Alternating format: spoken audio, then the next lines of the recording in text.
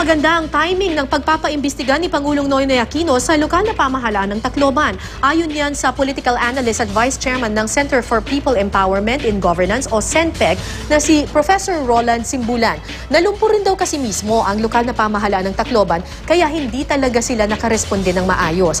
Pero hindi pa naman huli ang lahat para matugunan ang mga nasalanta. Sana raw isantabi muna ang politika at sisihan na siyang nagiging balakid sa agarang pagtugon sa kalamidad. Ang mahalaga raw ngayon, hindi mga salita kundi pagkilos para tulungan ang ating mga kababayan na bumangon muli. I have general supervision overall.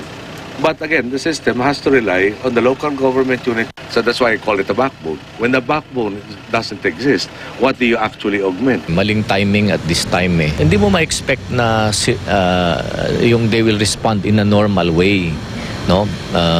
Kasi ano na nga sila, naging biktima sila mismo, no? So kaya nga yung national government dito ang dapat siya yung nag-take over na, no? Nag-take over na and take full responsibility for whatever needs to be done